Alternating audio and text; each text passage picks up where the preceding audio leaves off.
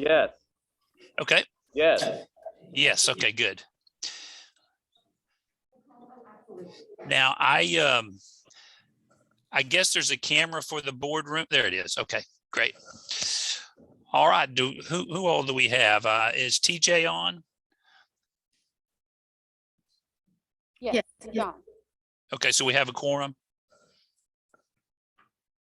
TJ's camera. Okay, hold on, we're getting some feedback.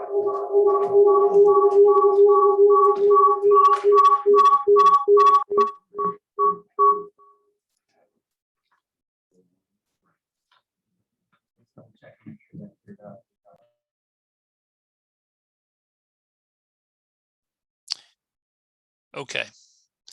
Have we got the feedback resolved? Yes, we have. Okay, fantastic. Oh, we good? Okay, all right. Okay, then and I believe we're being recorded and we do have a quorum. So I will now call this meeting of the Board of Directors of Denton County Transportation Authority to order on September the 23rd, 2021. The time is 10:01. Our first item on the agenda is our invocation, and as the practice, is there anyone who would like to volunteer to provide the invocation for the board meeting? Mr. Chair, I would care to do that. Okay, thank you. So Father, once again, we come before your throne asking for grace and mercy. And Father, we thank you for the people that are here today and the families that they represent. And Father, we still grieve the loss of many in our area. This week we laid to rest Roland Acevedo. And Father, he was a friend to many. Father, but we know his last breath on earth was his first breath with you, and we thank you for that. Father, I ask you to be here with us today as we reason the issues at hand, Lord. You've put us in these positions, Lord. We ask for your wisdom, your knowledge, your understanding, your sound judgment. Father, I ask you to bless citizens of Denton County, Lord, to be with those that are struggling physically, mentally, spiritually, Lord. We need you more than ever, and we thank you for what you have done, Lord, to bring our community together. We ask this in the name of your Son, our Lord. Amen. Thank you, Board Member Costas. Introductions, do we have any introductions? Yes, Chairman, thank you. I do have two introductions. I'd like to start with Miss Brittany Farr. She will be entering the room in just a second, so you can see her face. There she is. Miss Brittany Farr is our new Director of Government Affairs. She comes to us from DART, where she spent 8 years with Dallas Area Rapid Transit. She served as the local and regional relationship manager for DART, acting as the primary liaison between the agencies and the 13 service area cities. Her leadership resulted in the creation of the Southern Dallas County Inland Port Transportation Management Association, a membership organization that provides mobility as a service solutions for employers and employees outside of DART service area. She also oversaw the management of the Legacy, Plano Legacy Area Transportation Management Association, striving for innovation mobility services in one of the region's largest employment areas. Most recently, she was overseeing the Office of Community Connections, where Ms. Farr coordinated the agency's response to social issues ranging from human trafficking prevention, food insecurity, workforce access, and homelessness mental health issues. She's an active member in her community. Brittany currently serves as the president of the Greater Dallas-Fort Worth chapter of the Women's Transportation Seminar. I interact with them quite often. It's a great professional women's organization. She's a board member of the After 8 Educate, a nonprofit providing drop-in services and shelters for homeless Dallas Independent School District students. She's received her Juris Doctorate from Boston College Law School and her Bachelor of Arts in Government from the University of Texas at Austin. So please help me recognize Brittany and welcome her to DCTA. Pleasure to be here. Good to see you again, Melina. Thank you, sir. Thank you, ma'am. I'm really excited about these hires. Next, we have Ms. Pamela Burns. Ms. Pamela Burns joins us from the North Texas Council of Governments, most recently managing public involvement and community relations. In this role, she led efforts to modernize and expand the Transportation Department's public engagement efforts by employing a virtual public engagement platform and develop plans to actively seek community input on transportation needs. She has worked on numerous brand and communication efforts at her time with the COG, specifically related to air quality and transportation. Ms. Burns has a passion for public service, continued education and staff development. She currently serves as the treasurer of her HOA and parliamentarian of the PTA at her daughter's school here in Louisville ISD, which I'm sure she's very proud of. She's obtained her Master's of Public Affairs degree at UT Dallas and has been a member of the MTA Advisory Board since 2014. Ms. Burns also holds a Bachelor of Arts degree in Public Science and French, should you be going to France, from the University of Houston. And she is going to be focused on public relations, community outreach, Marcom, growing our engagement with our businesses, school districts, libraries, the social services, as we make a big focus on growing ridership. I think this is an area that we're going to consistently focus on over the next couple of years. And please help me welcome Ms. Pamela Burns. Thank you. I'm glad to be here. And we have several other hires, but I just wanted to focus on the two of them because you will likely be interacting with them quite a bit in the future. So thank you very much. Chair, I'll turn it over to you. All right, thank you and welcome. Welcome aboard. Our next agenda item is public comment. And Keisha, help me understand. You handed me something I didn't quite understand. This person wishes or does not wish to speak? She wishes to speak. He wishes to speak. Okay, all right, okay. All right, so I have a card from the member of the public, Mr. Jim Owen, who wishes to address the board and speak during this public comment portion. So I want to recognize him. If you could just state your name and address, and you will have 3 minutes to address the board.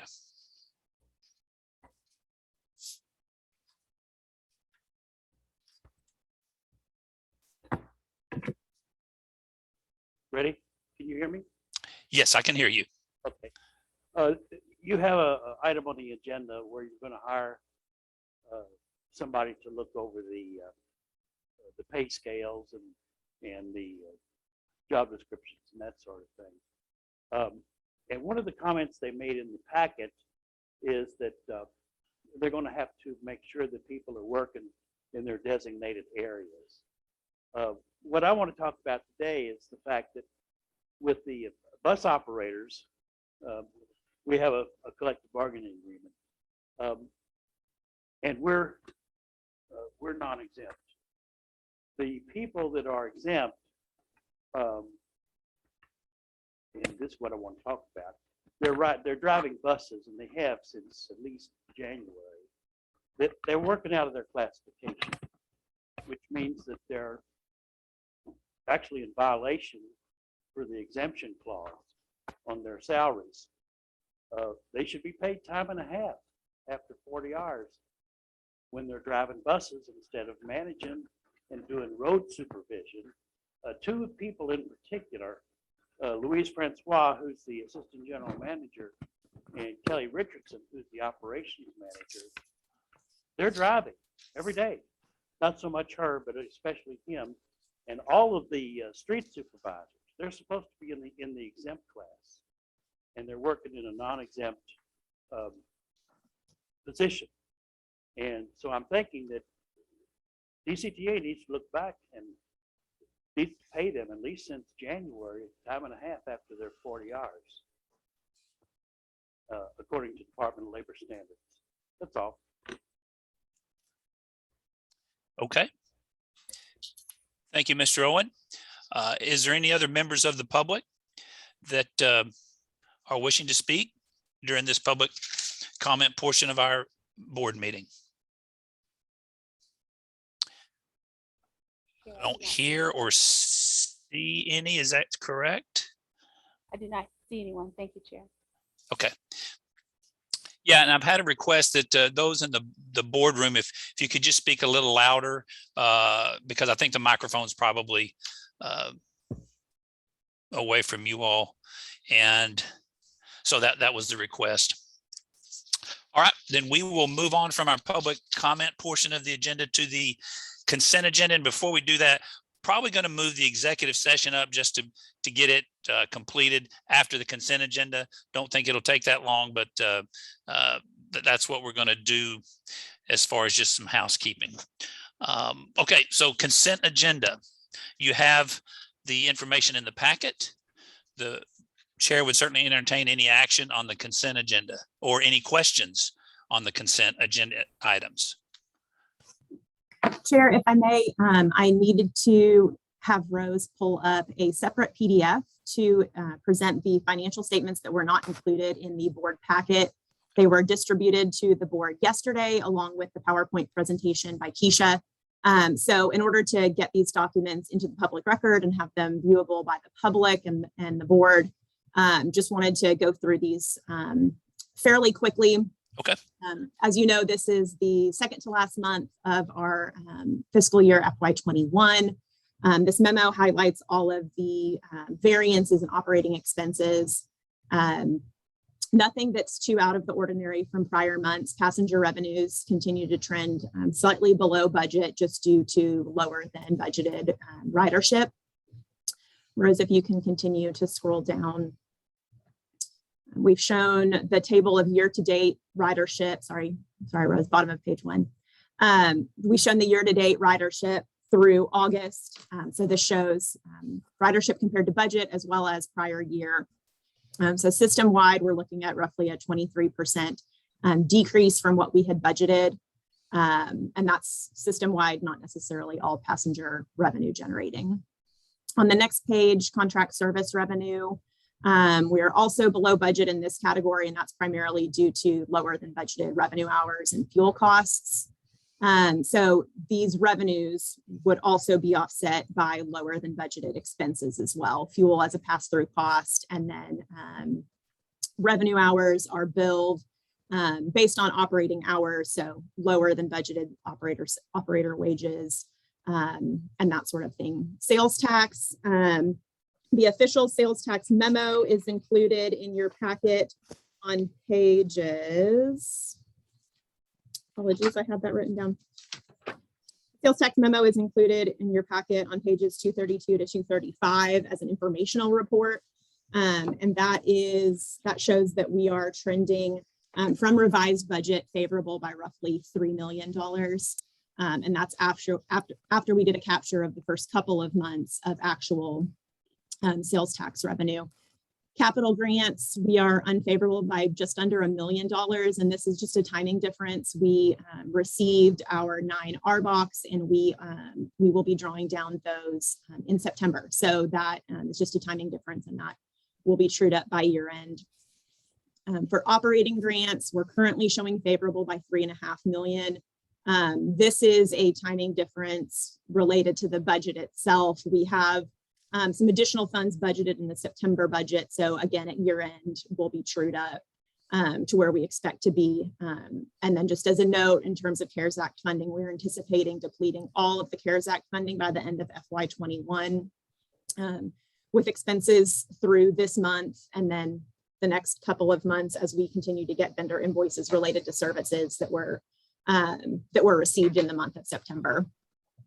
So that is that's the extent of the variances. Rose, if you can go down to the next page.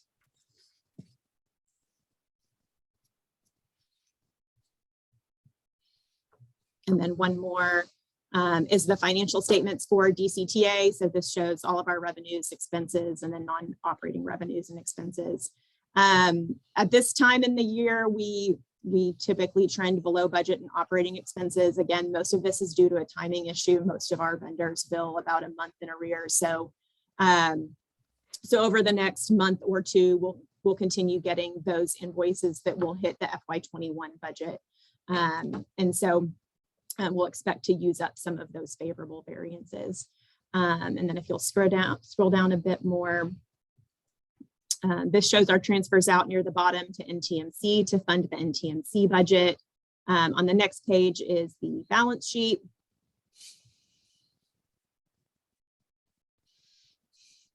This shows all of our assets and liabilities. Nothing too major to point out here. You can see that we disposed of some vehicles this month in preparation for the new RBOX that were coming in. So we disposed of several vehicles that were fully depreciated. So that's reflected there on that line. And then the next page shows the NTMC change in that position, and this is their operating expenses as well as the transfer in from DCTA. So again, a favorable variance, mainly in salaries and wages, and although we have an operator shortage, that's the primary driver of this this variance for salaries, wages, and benefits, primarily on the benefit side. And then, of course, somewhat offset by additional overtime that we're paying operators to cover those extra shifts for the drivers that we are short. On the final page is the 7th page, is the NTMC balance sheet. This just shows the cash in hand as well as the payables that have not yet been paid. The final page is the capital project report. This just shows all of the activity and capital projects for the month, as well as life to date for those projects.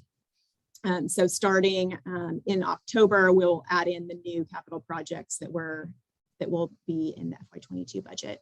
And then any closures will be reflected in the next couple of months as well. That is the extent of that item. Again, I only needed to do it for presentation purposes outside of the consent agenda, just because we didn't have it included in the packet. But I'm happy to answer any questions, and otherwise I'll turn it over to you, Chair. Okay. All right. Any questions? Seeing none, thank you. Appreciate that. Thank you. Any other questions on any consent agenda items? Chair, Yes. just a quick one on the compensation study. I'd like to make sure that as part of that study that included on this are member cities, county and agencies of our size. We have not established an official list of what those peer agencies would be. Our internal intent from the evaluation committee was to include member cities as well. But if there are specific additional entities that you want us to include, we can absolutely do that.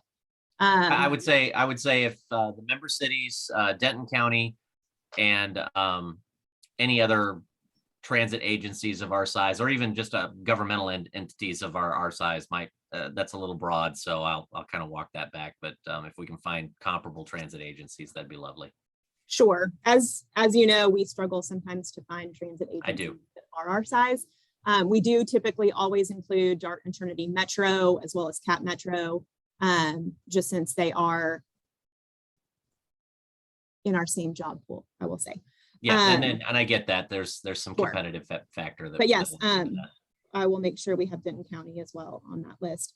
And then I did want to mention or clarify, this compensation study is only for DCTA employees. So NTMC employees, contract employees, the rail RGPC folks would not be covered under this unless that entity chose to complete a compensation study. Thank you. Thank you. All right. Any other questions? Chair would entertain any action on the consent agenda with the additional information on the financials provided in the record as updated documentation for the record and the public. So moved. Second. We have a motion and a second. All in favor, please signify by saying aye or raising your hand. Aye. Aye. Motion carries unanimously. At this time, we're down to the regular agenda. We don't have anybody, a third party waiting on anything, do we? That like either council or anybody like that we maybe need to take up first before the executive session? Okay. I just wanted to make sure that we're not spinning somebody's clock with some billable hours. We just need to go ahead and move forward. Okay, I see that we do not. So we're going to go ahead then and move the executive session to this portion of the agenda. So I will now convene the executive session at 9:23 at 10:20 a.m. on September 23rd, 2021. I will read the caption. The board may convene the regular board meeting into closed executive session for the following, and this is what we're doing. As authorized by section 551.074 of the Texas Government Code, the Board of Directors meeting may be convened into closed executive session for the purpose of discussing the duties and evaluations of the Chief Executive Officer. And I believe everybody that will be in this executive session will be the CEO, General Counsel, the voting board members, and also their alternates. And if I've left somebody out that needs to be in, let me know, but I think that's what we've sort of done in the past. If you would give me a moment to move everyone over into a breakout room. I'd appreciate Sure. it. One moment.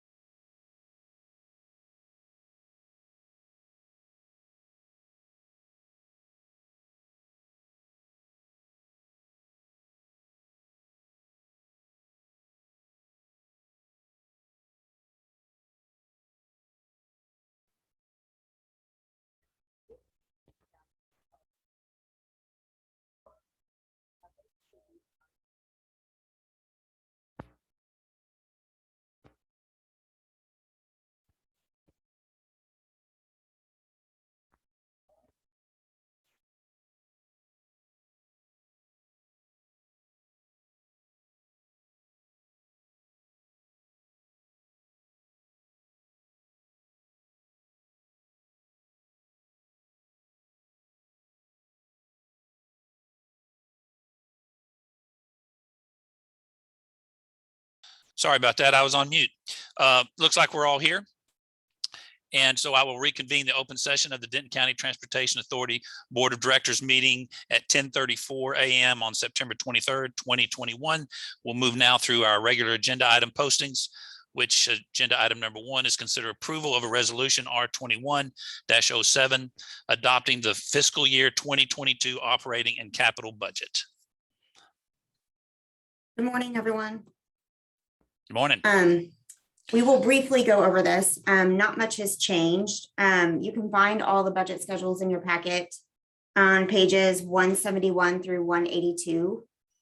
We've included the resolution that begins on page 172. The long-range financial plan you can find on page 175. The change in net position is on 177. The capital improvement and major maintenance plan on 179 and the budget contingency plan on 181. These are the same schedules we've reviewed in previous meetings. You can go to the next slide, please. There's been 3 changes to the budget since August. They're very minor, so I will review those right now. The TRIP program, as you know, it is a formula based on the FY20 net available fund balance. And so with the budget revision that we made, that you can actually, it's on the budget information memo that is later on in the agenda. That slightly tweaked the net available fund balance and actually increased it a little bit. So the TRIP program funding increased by $3,450. So slight change there. The Series 2021 debt refunding that was approved by the board, that is now reflected in the 2022 debt service. So that was a reduction of $99,600. So that's now reflected in the budget, as well as the long range financial plan in the out years. So that's an additional change. And as well as the fuel stabilization reserve, we trued that up. It had not been trued up with the additional fixed route service that we extended. So that increased the fuel stabilization reserve by $12,252. And that is at the bottom of the long range service plan. That's not an actual operating expense in our operating budget, but you will see that at the bottom of the long range financial plan. So those are the only 3 changes that was adjusted since the August budget presentation. So we wanted to point those out and make sure everyone was aware of those. If you can go to the next slide. The next 3 to 4 slides, we just kind of wanted to go over and remind everybody of the service levels that are in this budget, since they've been discussed a lot. So these are the bus services that are our directly operated service that is included in the 22 proposed budget. So the Connect service, this includes routes 3 and 7. They are included in the 22 proposed budget through March of 2022. Monsignor King is assumed throughout the 22 budget. Routes 1, 2, 4, 6, 21, and 22, those services are ending as of December 6th, 2021, as it stands right now in the 22 proposed budget. And then CCT is ending as of December 2021, as it stands. Next slide, please. Oh, sorry, Amanda. I was gonna go back to the Yes. slide. I just wanted to mention on this slide, the slide before, yes. On this slide, these are all of the bus services that are operated by NTMC operators. On the future slides, the purchase transportation, those are by other contractors. So all of these services are run by NTMC operators. So you'll see, even with the reduction in fixed route service, there is still service to be provided by NTMC for Access, UNT, and then our contract service with Frisco and North Texas Express as well. All right, thank you. This is just lays out our Go Zone via service. It just highlights that we approved the base service and then the phase 1 add-ons, and that is what is proposed in the 22 budget, and that's what is included with a total of a little over $5.3 million. included in our purchase transportation budget for that service.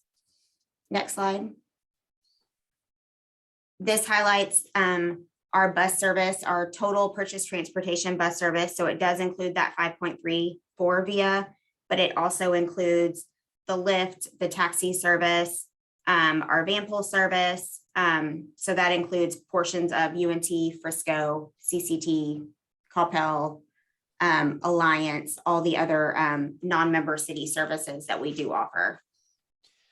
I do have a question, and it got past me on the last slide because I sir. know our agenda is, we've got on our agenda about, because, and TJ, you could probably help me with this more than, probably have more information than I do, but I think we're looking at, because Castle Hills may come in sooner than what had been originally anticipated, and then offering those services to Castle Hills. Is that included in this budget, or just trying to, I mean, flush that out because of just the change that's been recent regarding, I think, some of the timing on that? As it stands right now, it is not included in the Okay. numbers in the proposed budget. Okay. And so should the board adopt or consider approval of that, should that be approved today, we can follow that up next month with a budget amendment to add that Okay. into the 22 budget. Okay. All right. Good. Thank you. Go to the next slide. And then finally, our rail service levels. In July, the board approved extending the service levels, improving the frequency of the service to 30-minute frequency Monday through Friday, and then the 60-minute frequency on Saturday, and to provide additional trip opportunities for passengers. So that began, I believe, in September, and then that is the schedule that is included in the FY22 budget. So with that, that is all that we have included as the actual budget presentation. Are there additional questions that I can answer regarding the budget? I've got just at least one that I know of. I know last time we discussed, I think there's 4 additional FTEs, I believe. If I'm a couple in accounting, and then I think let me see, let me look at my notes. We've added 2 in accounting and then 2 in bus operations. Right. And these may not be correlated at all, but I know that when Accenture was going through, their report a few months ago, and I think we've all recognized that our technology is lacking in some areas that probably require us to do more manual work. And so my question is, are any of these positions sort of under that kind of scenario? In other words, we either haven't gotten the technology, or it's not been implemented, or it doesn't even apply to any of these positions. And just sort of an update on, because I think this goes towards the budget, in that we've identified we could do more automation, which I think would be more efficient. At least that's what's been reported, be more efficient in helping current staff process all the information and the requests. So just, and if it's too lengthy, just a nice little, half page or page memo on that, just to let us, keep us up to date on where are we on any type of technology implementations that will, provide more efficiency and for the current staff, and then, in staffing levels moving forward. Okay. Bring that back, Chairman. Okay. We'll All right. bring that back. Yep. All right. Okay. Any other questions on the budget on agenda item 1? And I believe this is an action item. Am I correct on that? Yes, That is sir. correct. Okay. So the chair would entertain. Chair, I would move that we approve resolution R21-07 adopting the FY 2020 operating and capital budget. All right. Second. So we have a motion and a second for adoption of the FY 2022 operating and capital budget. All in favor, please signify by saying aye. Aye. Aye. All opposed by like sign. Motion carries unanimously. Thank you. Thank you. Moving on to agenda item number 2, consider approval of excess rail liability coverage with Dallas Area Rapid Transit, DART. Yes, sir. Rose, if you'll go ahead and go to the next slide.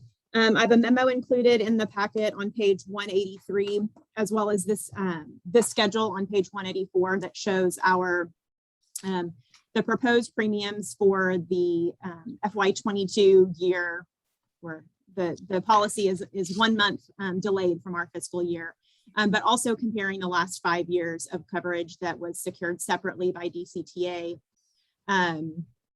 And I am noticing a typo on this slide now. The very last far right column should be FY17, ending 9/30/17. So I apologize for that. But pre FY17, DCTA and DART worked together to secure insurance. Starting in FY17, DCTA, upon board direction at the time, chose to secure coverage separately outside of DART. We utilize an insurance broker, McGriff, to do that for us. As you can see, each year that coverage has continued to increase, but most substantially last year, due to decreases in coverage capacity, many insurers left the insurance market, and so finding coverage was very difficult last year and also very expensive. DCTA and DART ended up joining, and along with Trinity Metro as well, to get a combined insurance for the majority of FY21. So we ended up canceling the initial contract that we had in place. That initial policy, we were added to DART's policy instead, and that resulted in cost savings overall. So our suggestion is to do that again this year. The proposed premium, our portion of the proposed premium, is $686,000.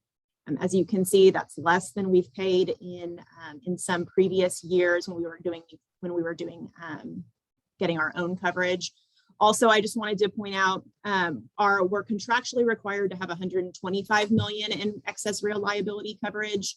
Because of the tiers of DART's coverage, DART has to have insurance for up to $300 million. And so because of the layers of those tiers, there's not a solid cut at 125. So we participate in the layer up to $140 million. And that premium is the $686,000. That can be accommodated within the proposed FY22 budget. And otherwise, I'm happy to answer any questions, or I would ask for board approval for us to move forward with the policy for November 1st through October 31st of next year. Okay, any questions? All right, Chair would entertain action on agenda item 2. Motion to approve agenda item 2. Second that motion. All right, I hear a motion and a second for approval of agenda item 2, which is approval of excess rail liability coverage with Dallas Area Rapid Transit. All in favor, please signify by saying aye. Aye. Aye. All opposed by like sign. Motion carries unanimously. We'll move on to agenda item number 3, update on mobility services, Go Zone and fixed route. Good morning, everyone. Before I get started on facts and figures on Go Zone and where we're at, I just wanted to really thank all the staff that's been a huge part in getting Go Zone going and launching on September 7th successfully. While any new service, and especially one with so much technology involved, is difficult to get off the ground, we managed to really pull off launching the service in our 3 member cities rather successfully, I'd like to say. And so again, I'd really like to thank everyone that supported the entire launch. So I'll touch base a little bit on some of the items that are some of the work that went into launch. Starting with, again, thanking staff that actually rode the system quite a bit during the pre-launch process. We did quite a bit of writing and testing through the process to make sure that feedback got back to VIA, that any issues that popped up before the general public rode were taken care of prior to launch. VIA worked very closely with us. They put boots on the ground to make sure that our concerns were met. And And they also kept those boots on the ground throughout the actual service launch. After September 7th, they went ahead and sent down additional staff. Some of our launch staff from VIA were actually on the ground to work with their new field personnel, their field managers, working with additional training for drivers, and as well as training for our customer service staff. They went ahead and provided 2 staff members to actually stay in our call center for 10 days to make sure that, issues that were popping up that our staff may not have been able to answer, giving them tips and pointers on some of the answers to provide and some of the general cases that might come up, and just being a great resource to our staff and really making them feel comfortable with addressing the public with any issues they might have. So grateful for VIA for all the support that they've provided us, and again, with our staff and really pulling off a pretty good product right off the bat. So moving from there, I'll move on to some facts and figures with the dashboard that Accenture has created for us based off some VIA data. So next slide, please. So this dashboard is kind of a prototype so far, and the data is a little bit out of date due to basically due dates for the presentation. But here you can see some of the snapshots of information that were provided to us through the VIA console and kind of cleaned up through Accenture to provide us a dashboard to give us some visuals that really let us kind of get a good idea of where the service is originating from. On the left-hand side of the screen, you can see kind of a heat map of origination points, quite a few rides in Denton that you can see up top, and then scattered throughout Highland Village and Louisville as well. So the graphs in the middle kind of discuss a little bit of the breakdown of member city. Again, these are just origination points. It doesn't really give a full picture of where the rides are going, but these are where the general breakdown of where the rides are starting from. I'm going to try not to kill you guys too much with facts and figures here, and I'll leave it open to questions here in a second. Go ahead, Chair Watts. Well, just a couple of questions of clarification. Sure.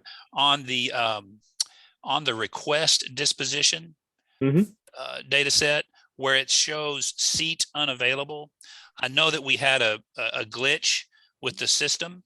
Is that predominantly where those were generated, was the morning when that was the message, or had there been other times where, I'm just, because I knew we had that issue, is that predominantly that number is represented because of that?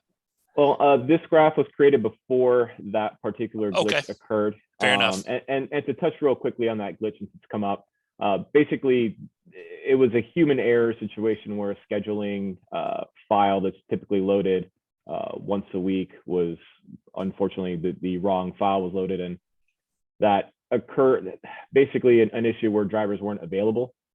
VIA did work with us very quickly after the issue was identified. They've gone through and made sure that some additional training for that human error can't happen again, as well as putting some checks and balances in place to make sure that the schedules are properly loaded, that drivers are assigned to make sure that doesn't occur. But to answer your question about the seats unavailable, that is an actual figure of where there might be a small case of more demand than supply, or a situation. It also comes up when the proposed time is unacceptable based on our service level. So if they can't fill a seat, they'll get a high demand comment along those lines, and that kind of explains that seat unavailable portion. Okay, and then just I'm sorry, go ahead. No, go ahead, please. Well, on the average ride rating, that's out of what? I mean, what's the?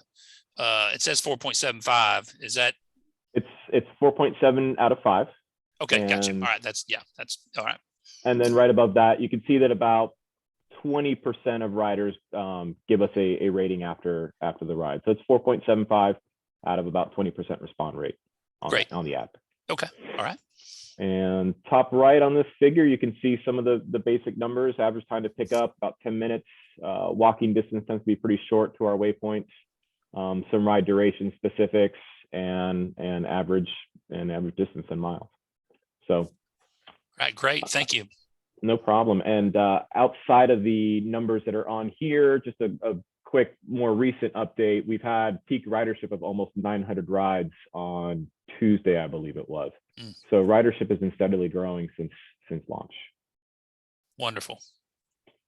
Any other questions on launch process or any figures that you'd like me to look at or discuss?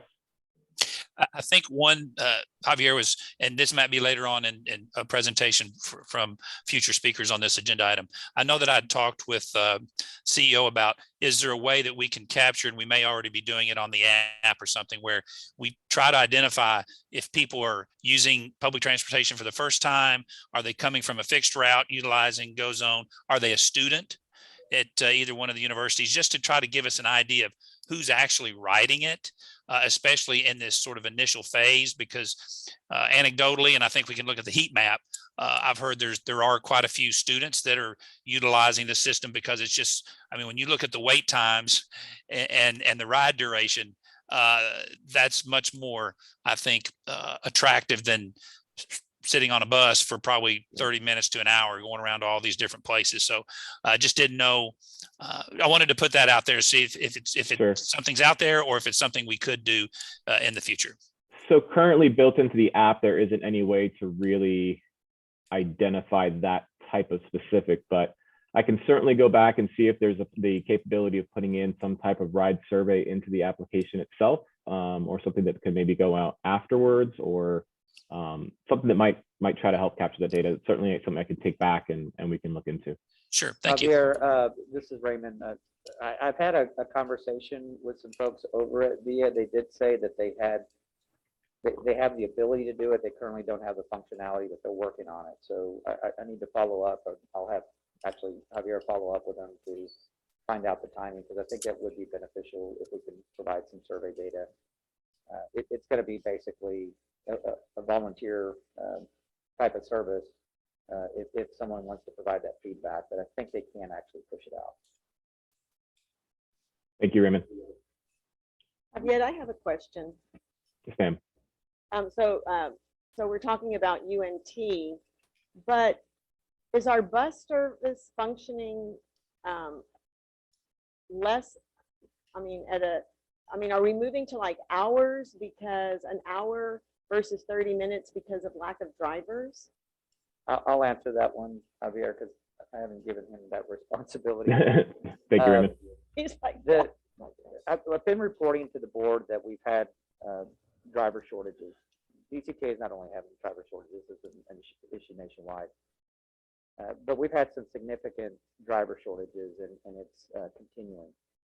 So as we've reported in the past, we've had to reduce service on several routes, routes 21, 22, 4. I believe those are the 3 routes that we've had to take a bus out of peak service.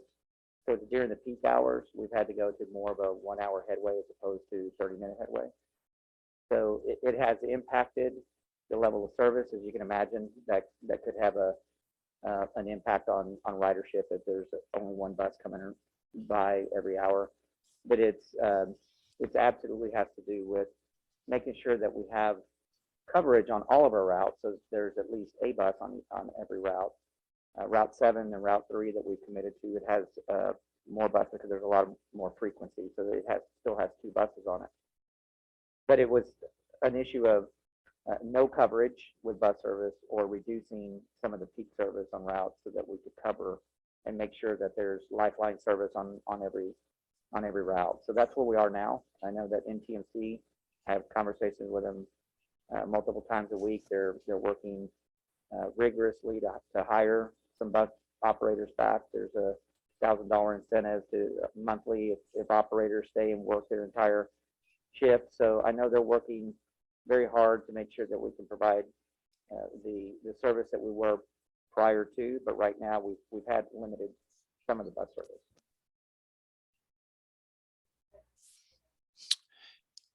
Okay, any more questions, at least at this stage of the presentation?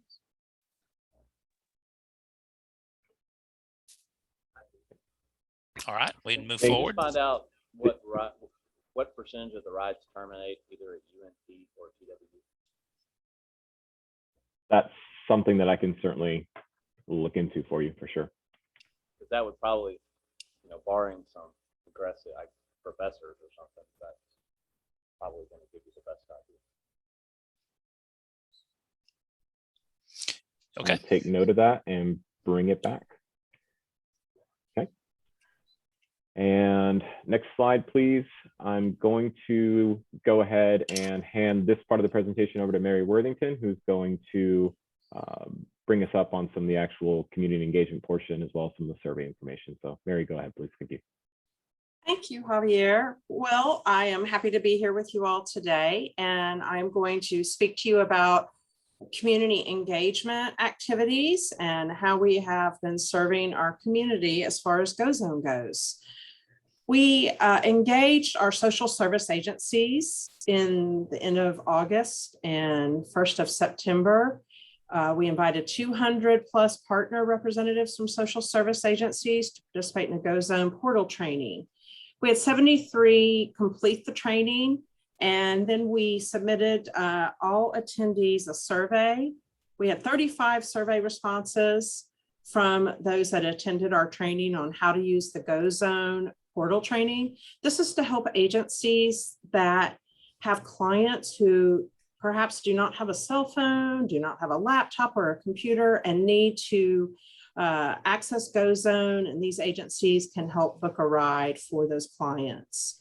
14 out of the 20 agencies were interested in gaining portal access. So from here, we will be providing a more in-depth training and setting up the portal access for those social service agencies and nonprofits.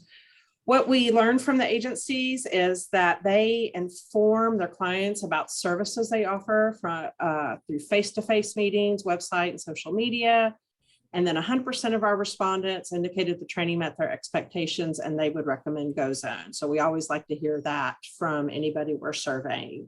So at the bottom of the slide, you can see some data that we received through the survey. The largest bit of information we received from these survey participants of the social service agencies is accessibility is the biggest issue, the biggest barrier for transportation.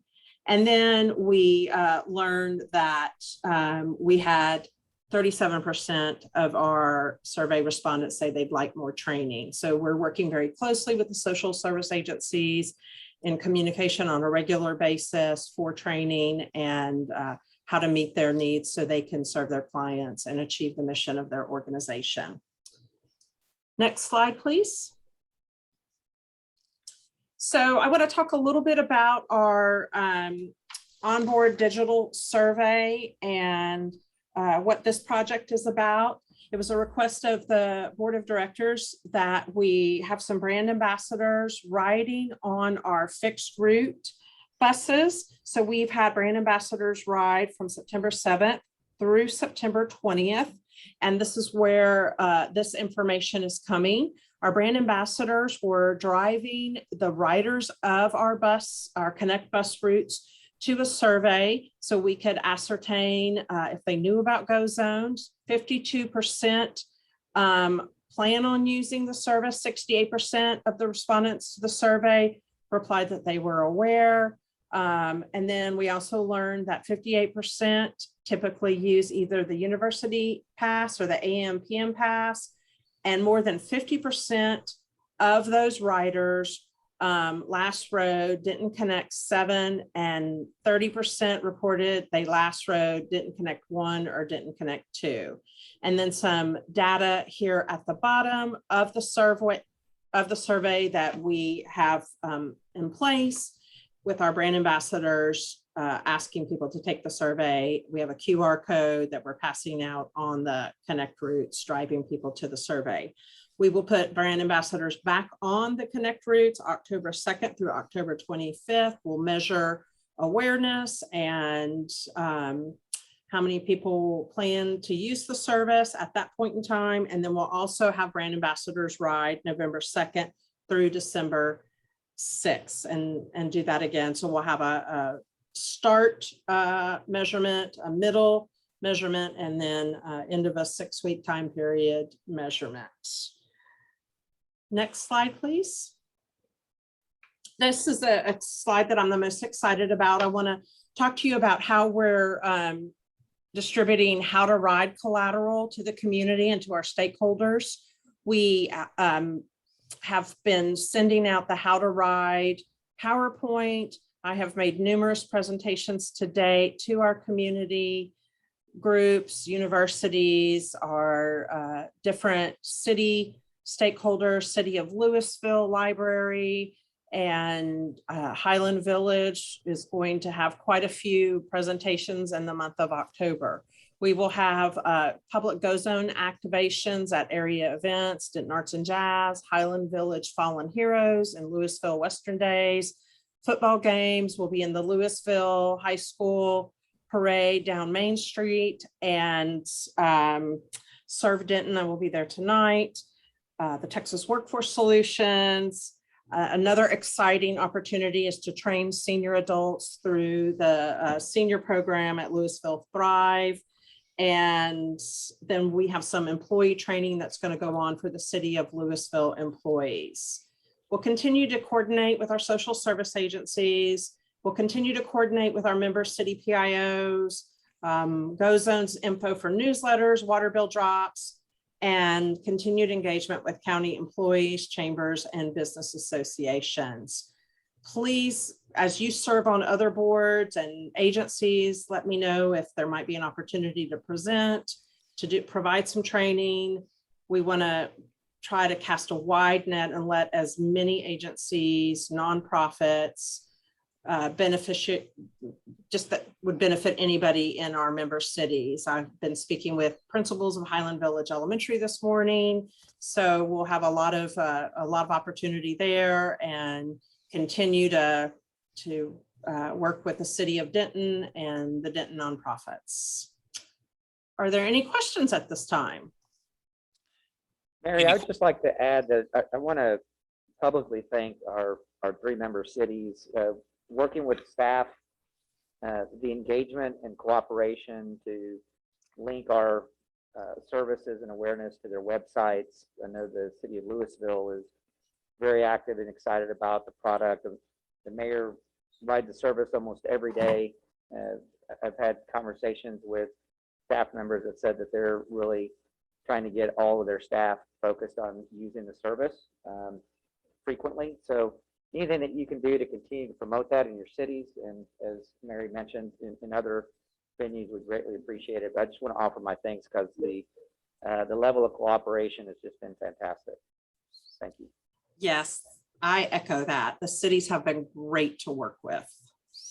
Well, Mary, and I wanted to thank y'all too, because it doesn't matter what social media I bring up, there comes the Go Zone for information, you know, whether it's our neighborhood emails or our Highland Village Cares. I mean, you cannot bring up anything without seeing our little Go Zone car. And so I just want to say y'all have done an amazing job. Thank you so much. Thank you, Diane. Yeah, Mary, one question I have is, I know when we were talking about the brand ambassadors sort of early on in the process, and if someone is riding the bus with a brand ambassador president, their question really has to do with an operational question, like, okay, we don't have a smartphone.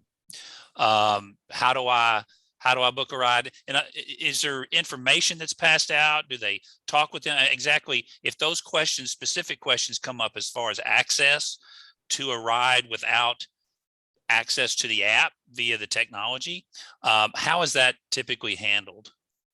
The brand ambassadors have all been trained for questions such as that and how to respond.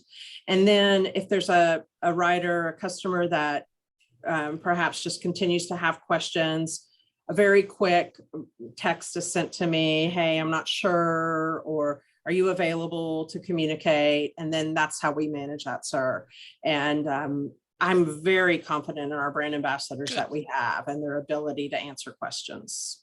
Wonderful. Wonderful. Any other questions? Well, thank you so much for, because I will tell you, I see the logos everywhere, especially, you know, on the local newspaper there in Denton. I'm seeing the cars now everywhere, the vans. So I really just appreciate everybody's hard work in that regard. So thank you, Mary, for that. Thank you. Javier, back to you. Okay, actually, Raymond, I'm going to bring it back to you as well. If you want to go ahead and next slide, please. Okay, I'm not going to spend a lot of time on this because obviously there's not a lot of data to work from so far, but what we will be bringing back, as the board has suggested, that we're going to be looking at data over the next 3 months so we can make a decision come December, what to do with the ridership or what to do with the, the fixed route service. So this data is a little bit different than what the dashboard shows. I just want to flash through some of it so you can see that it is growing. Next slide, please. I think it's important, and we will show the ridership as it's growing on the Go Zone and how it corresponds to the Connect bus service. So this is aggregated bus service on the orange line. As you can see, there's some dips. Those are usually on Fridays, but you can see that it hasn't necessarily fallen off as quickly as the blue line is going up, which would say that there are some people that are continuing to ride the service. Again, it's just 10 days worth of data, so we'll watch that line. I think it's important as we continue looking at it moving forward. Next slide, please. I think this is also important, and you'll understand why as we look at the next slide, but this shows the total of the UNT bus service on the top line with the Connect service. The green line is the actual Connect service itself, and then the blue line is what we're seeing on a daily basis with the ridership on VIA. So I think it's important as we look at the heat maps and where the rides are coming from. Are we really, how much of the rides are coming from, and I know our chairman has mentioned this many times in the past, how much of the service is being used by students, how much of the service is being used by our members, and you'll see on the next slide, if you will, next slide, please. So I know this is not legible, but what's interesting about this is every one of those dots is a origin. We also have the destination, so you can see where the start and the end of each trip has been performed. These are the origins, but it gives you a way of looking kind of a bird's eye view of where those trips are being performed. The interesting thing about this is you can see that almost all four corners of both zones, people are taking rides. The very, very bottom right side, you'll see a little pink dot. That's Trinity Mills and Frankfurt Station. So we've had a couple of rides already in the first handful of days down to those stations. So if you look at the top Denton area as an example, there's a large population of the dots that are around UNT, TWU campus, and then going left to right, about in the middle, you'll see clockwise, it's at the 9 o'clock position. There's a lot of dots there. That's the University Drive 380. So there's a lot of retail, a lot of employment in that area. So that gives you an idea of how we'll be able to look at origin destinations. We can pick them up by zone and by member city. There's a lot of rich data in the database. We're just starting to data mine that. And we'll be bringing back correlated data so that the board can make informed decisions around what we want to do with the fixed route service moving forward. Sure.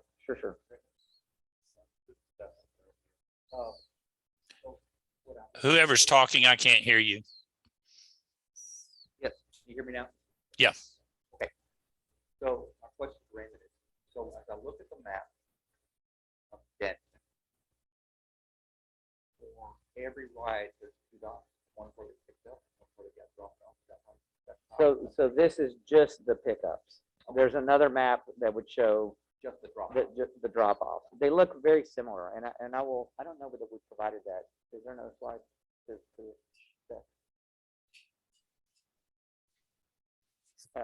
There it is. So there's the destination point. Mm-hmm. They look very similar because people are, the average, what we've seen in the first week is that the average trip distance is under 4 miles. So you'll see some of those dots move around, but not very far. In a lot of cases, the origin and the drop off, you'll have a reverse trip. So you'll see dots look very similar overlaid. sometimes they don't match. If you'll notice, if you can flip back to this, so before you do that, look on the far right side of that map. You'll see some little dots sprinkled around. That road is SRT 121. You'll see like 6 or 7 dots out there. Now flip back to the other one, Keisha, if you don't mind. Rose, I'm sorry, Rose. If you can go back to the other direction, please. There you go. You'll see there's a few less dots. So some people will take it in one direction, perform maybe a linked trip, and then find a general alternative form of transportation. So you won't always have a direct correlation of origin destination and the reverse trip. Is that helpful? All right, you're welcome. Okay, and I think the last slide, so if you can advance 2 slides, please. You'll notice that the average wait time is a little bit longer. Again, that's a handful of days more. The average pickup walk distance is about 126 feet, and the drop-off distance is about 137 feet. Now, that doesn't necessarily mean that's to their door. That's where they had the address and where the vehicle will actually drop them off. So that's, I think, very useful, because in transit, we're usually looking at a quarter of a mile distance, walk distance. This gives you an idea of just how far people are having to walk to and from their origin destination. Not very far. Okay, I believe that's the end of the, I don't think there's any more slides, but I would also just like to publicly thank Dallas Area Rapid Transit. They've been a great partner in standing up our service. As you know, part of this service is to link to the Frankfurt Station, Trinity Mills, and we've also talked about, and they've included in the interlocal agreement that we discussed earlier, access to the downtown Carrollton station. So we will be able to provide via service into those 3 stations. That's important if you think about the southern segment of Louisville. There's a lot of employment in that area.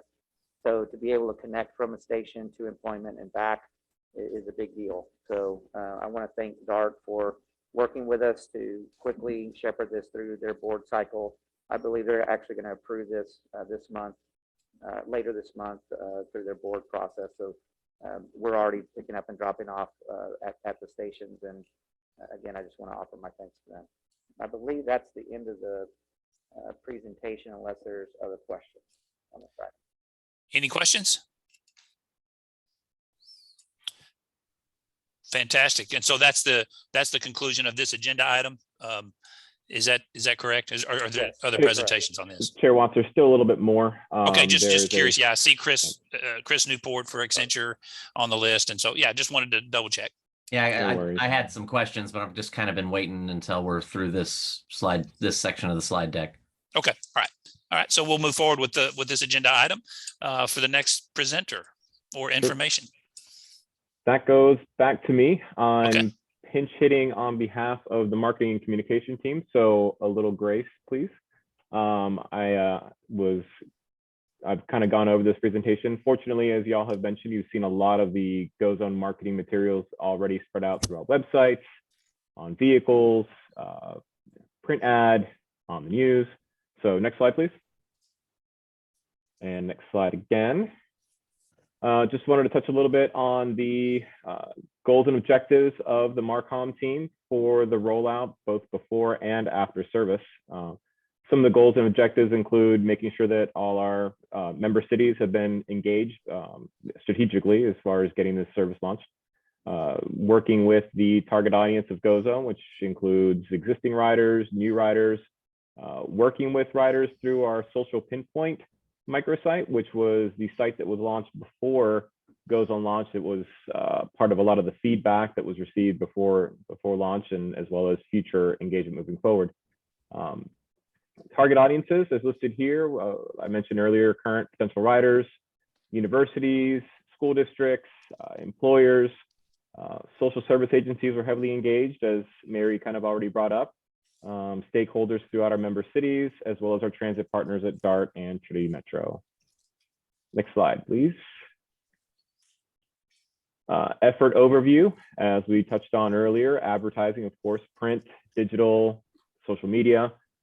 news release, working with member city collaboration, social service training, as Mary also mentioned, brand ambassadors, as we already touched on, ride along events, and plenty of other educational material, and of course, signage at our stations and our facilities. And on the next few slides that I'll go through pretty quickly are just kind of some of the graphics and work that's gone in on our social media portion. So next slide, please. Next. This is our official microsite for GoZone with information, FAQs, information about how to ride, the actual service zones, fares, and ways to contact us, as well as policies, including our mask policies and everything else along those lines. Next slide, please.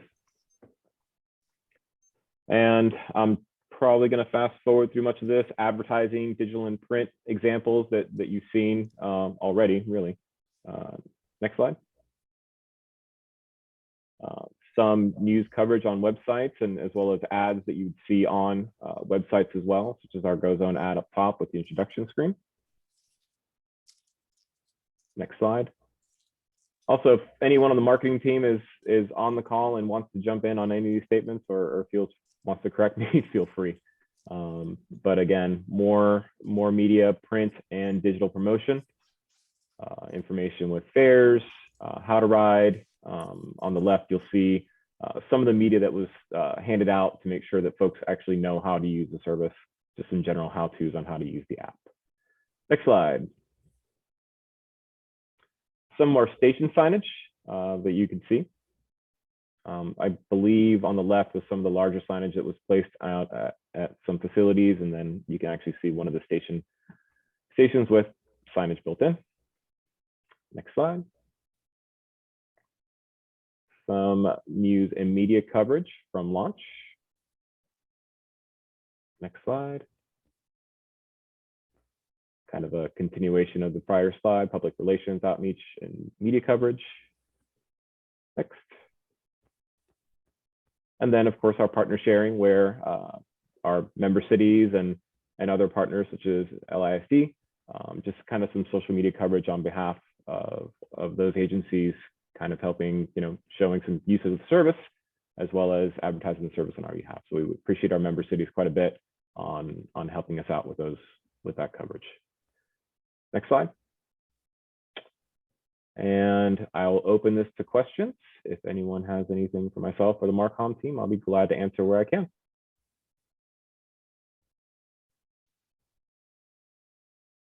Oh, there we go. Yeah, go ahead. Hi, this is Pamela, and I want to thank Javier for stepping in since I'm still getting acquainted with everything. But I did want to let the board know that we're working on putting together the metrics from this campaign, and we will present that to the board at the next meeting. Okay. Thanks, Pamela. Thank you. And now I'll leave it open to any questions regarding this. And Mayor Gilmore, I know that you had a few questions as well that I will do my best to answer. No worries, no worries. And Javier, I think a couple of them, it's Zoom, so I just kind of sandbag some of these. On this going back to the onboard surveys, these are only on the buses, correct? We're not surveying GoZone riders at this point. That's correct. Yes. Okay. Apparently it's ongoing. Is that right? I think I caught that this is an ongoing process. Yes, sir. It's ongoing. Okay. And is there a summary that you guys maybe could send me to, what's on the survey, how it was conducted, that type of thing? I'm just curious kind of what data are we potentially pulling out of that? I know you gave us a summary, but I don't, my impression is that we're asking for more questions than the data you gave us. Is that right? Sure, we can do that. I'll work with, we're working with Accenture on that. So Okay. we'll get that for you. That'd be awesome. Right. Let's see here. Page 22 is my next question, or slide 22. I'm rolling back to that myself. Just one sec. So is there a reason the data was broken out the way it is, as far as I've got GoZone, I've got Connect, and then I've got Connect and UNT. Is there a reason why we don't have just a GoZone, a Connect, and a UNT? It's certainly data that we could split out that way. Okay. I think it was, the Connect UNT was just what's total bus service, what's Connect service, and what is the VIA service. I think I don't see the graphic on the screen. I think that's the one you're talking about. Yeah, it's got the big jagged red line, and it's got kind of the flat green line and the little blue line that's slowly climbing. Sure, we're happy to add that. Yeah, I mean, it just was an odd way to present the data to me. If we think that bus traffic is important, and I do, then I'd like to see it. And the UNT traffic, of course, is important. I'd just like to be able to see that as its own standalone. And you're referring to the VIA on the VIA piece of it, or on the bus piece of it? No, on the bus. I guess I don't understand why the red line is Connect and UNT. We're showing GoZone as a service, we're showing Connect as a service, then we're showing all bus services, but we're not showing UNT alone. Of course, you are correct, and we will add that to further data. Yeah, and I'm not looking for a correct. I just was curious if there was a reason for it to be displayed. No, it was just to try to very quickly take data, a handful of days of data, and show what we can do with it, and how we might want to compare it, so that the board can make an informed decision, and we will definitely add that. That's very good input. Thank you. Well, and I think to that conversation, Raymond, is if we can figure out a way to separate UNT ridership, we can maybe better see. Because as a board, we're going to have to make some decisions on bus routes in a few months. And I would really like to see is if we can break the bus ridership down by route in the member cities. I don't need to see the UNT routes, because of course that's all contract, but if there's a way to visualize those routes, I think by December it'd be very helpful, because we can see the trend lines. If it's just Connect service, it would be hard for us to make decisions on an individual route, right? Yes. So we will provide it at that level of granularity. We have the data, so we will provide it. This was just cursory. I think it was 5 to 7 days worth of data that we were. Yeah, no, and I get that, and I really appreciate the data. I'm a little bit of a data wonk myself, so I think it's great that we're going to be able to do this, and that's just what I'm looking forward to when we get to that part of our decision-making process. So thank you. That's all I have for item 3. Yes, and thank you for that. I will say that the data that comes out of the system for VIA is fairly quick. We can get to that data more quickly. The data that we have to pull for the bus route service is manual, so there'll be a delay in getting that. So we'll need a handful of days more to get that survey data as we present the information moving forward. Thank you. And that does raise one last question. We have that dashboard slide that came up a little bit earlier. I'm sorry, I'm walking backwards. Where was that? Yeah, the slide 16. And I want to say that I am really happy that I'm responsible for one of those little red dots for a departure area in Louisville. Are we going to be able to have this public facing, or some component of this? And maybe this is a better question to ask Mr. Newport. These types of dashboards, good, bad, or indifferent, I think are a great way to let the public understand how their tax dollars are impacting their lives. So I don't know if this is an opportunity for us to make a forward-looking public-facing portal. And also, I know this is staff dashboard, but is there a way for the board to actually access this at their own leisure? I think it's always our intent to try to be transparent with information. We share a lot of our financial data online. I don't see any reason why this should not be public facing as we move forward. So we will find a way to do that. I think it's a very valid point. Thank you. All right. That's all I got so far. All right, sort of as a housekeeping, lunch has been delivered a few minutes ago. So we've been going for about an hour and a half.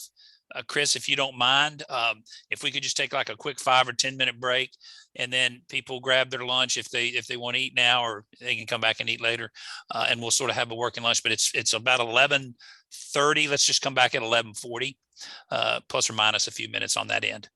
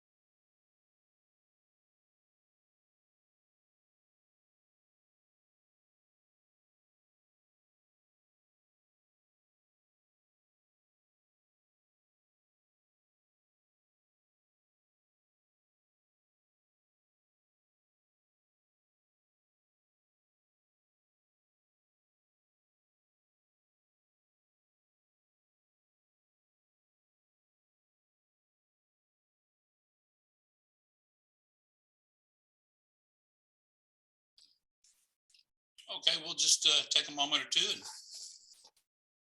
get everybody back on. Wanted to give us a few extra minutes.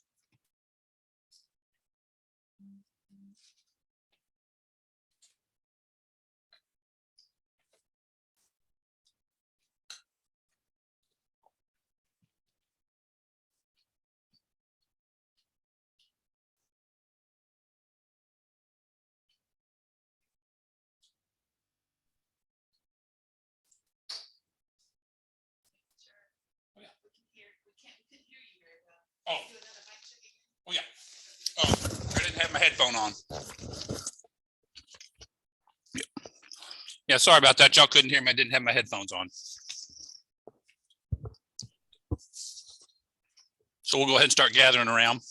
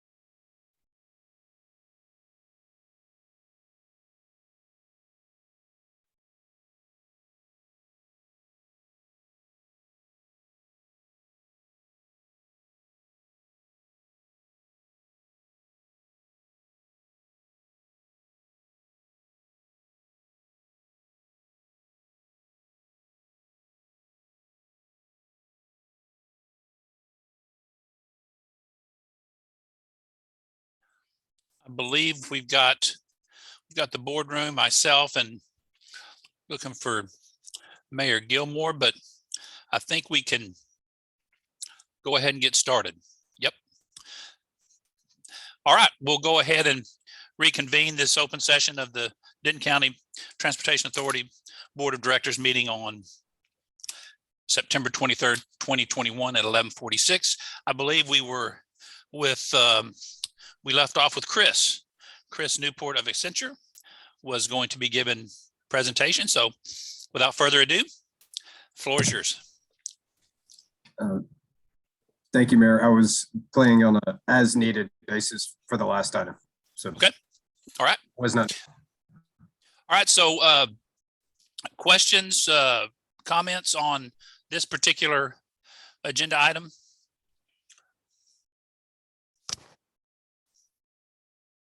And that was for, because we have a separate, do we have a separate? Yeah, we got a separate one for are we still on agenda item 3 or are we on 4? We were on 3, sir.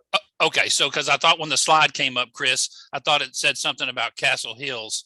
And so our next agenda item is Castle Hills. So we'll just go ahead. If there's not any, is there any other information presented for or needing to be presented for agenda item 3?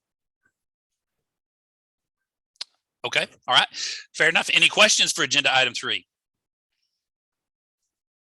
All right, then we will go ahead and thank y'all so much for that, for those updates. And I do want to verify. So Javier, you said that we've had peak ridership of 900. Was that right?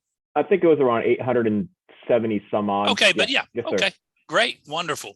That's daily ridership though, correct, Javier? Correct. Up until now, we've had, hang on, I actually jotted this number down. We've had almost 7,000 rides since launch. Okay. And a ride is defined as, is that both a pickup? Is that just a pickup? Just a successful ride, yes. One successful ride. Okay, gotcha. All right. Then we will move on to agenda item 4, which is discuss and consider City of Louisville request to amend timing of Go Zone expansion to Castle Hills. Thank you, Chair. We touched base on this a little bit earlier. We mentioned that the City of Louisville has requested an acceleration of the expansion of Go Zone into Castle Hills, pending their annexation date of around mid-November. This is actually part of phase 2A of the Go Zone launch within our task order. on page, sorry about that. Actually, next slide, please. Never mind that. Starts 187 through 223. I believe, Javier. All right, next slide, please. So this is the general overview of the Castle Hills expansion zone, as well as some of the cost information on 1 year, on the first year of operation in Castle Hills. As mentioned earlier, this item is not included in the FY22 budget and would require amendment if we approve to proceed with the expansion of GoZone into Castle Hills. Next slide. Next slide again. I think we have, there we go. And here is the first year information on there, as well as in the task order, page 6, it's on the exhibit 2, actually includes the detailed information on pricing for Castle Hills expansion. So based on your recommendation, we can go ahead and proceed with that and then bring a budget amendment forward on the next session if there's, and I'm open to any questions on this item. Quick question. Do we know what the sales tax revenue is going to be for Castle Hills once it's brought in? That I do not know. Apologies, I was not planning to speak right now, so I had to finish my bite. We do not currently have forecasts for the Castle Hills expansion. So I do, and it's going to be about 530,000. Okay. So that we're not making a decision to pull the trigger on a $200,000 add-on. I just wanted to make sure that we had a complete data point. So City of Louisville anticipates roughly 530,000 per year. And we do expect that to escalate as that district continues to grow. So you would start receiving those tax dollars probably in April, Marissa, I think is how the comptroller's office will work on that. Okay. But when they are annexed in November, that's when Louisville starts receiving the sales tax. And that'll be when you guys start receiving, or DCTA, us guys, will receive that half cent for that segment of the city. So this is a net dollar gain to the entity. And I wanted to kind of make sure that was clear for the rest of the board. I think our Castle Hills folks are very excited about the opportunity to add this service. Thank you. Yes, and let me add that if you'll recall, as part of this phase 2, we did do part of that as a public hearing. We have already identified the zone. It's been costed out, as you can see. I don't anticipate any implementation issues. We've already talked to VIA. They feel comfortable that they can meet a January timeframe. That's what we're looking at for implementation. So it gives us a couple of months to get additional vehicle or 2 in, have them wrapped and put all the hardware on it and add it to the service. So we're recommending that the board approve this line item so that we can start the work with VIA. I have no problem with accelerating it. I mean, it's something we were going to do anyway. We're just moving it up a couple months. But TJ, are you saying that DCTA's share of the additional sales tax revenue will be $500,000 a year? Yes, they don't, Castle Hills does not have that half cent on it because they were not a city that chose to be part of DCTA.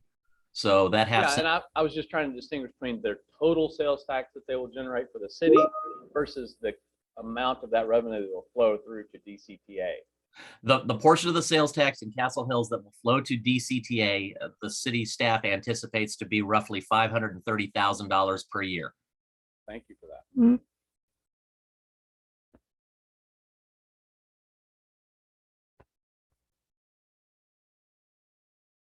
Keep muting myself. Mayor, on the calculation of that, I mean, I'm not that familiar with Castle Hills development, so I'm assuming that they must have some type of retail establishments within that broader community where that sales tax is being generated. Is that correct, or is it just sort of an estimate of the people? I'll just leave the question at that. Yeah, no, there's definitely some retail. There are definitely commercial businesses that Okay. impact this sales tax, and two of the large areas that are still developing will have a tremendous amount of commercial built into them. So the most of the build out that we have left is commercial. So that's an interesting, so just for my own information, and I think we're on posting, but so if with Louisville annexing this area, even though they didn't, they weren't involved in any of the elections or anything back when DCTA was first created, but because they're now part of the city of Louisville, then obviously all the sales tax generated in that area are subject to the half-cent that Louisville pays for DCTA. Is that correct? Correct, sir. Okay, good, wonderful. All right, any other questions? I believe this is an action item. Any other questions on this agenda item? Chair would entertain action on this item. 4. I'm sorry? Yes, it says discuss and consider, so we're requesting the board authorize approval for staff to amend or to engage via to execute this early, basically in January. I make a motion to approve agenda item number 4. Second. We have a motion and a second for agenda item 4. All in favor, please say aye. Aye. All opposed by like sign. Motion carries unanimously. Thank you. Chair? Yes. Quick question of staff. Do we have an anticipation of a January 1, January 31st? Any way we can take a swag at a date? I know that Via mentioned to me it'd only be a few weeks to get mobilized, so I can come back to you with a better date than just January if that works.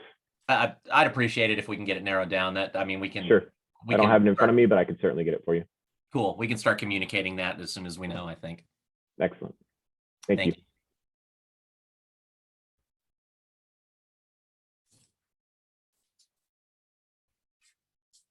Chair, you're on mute.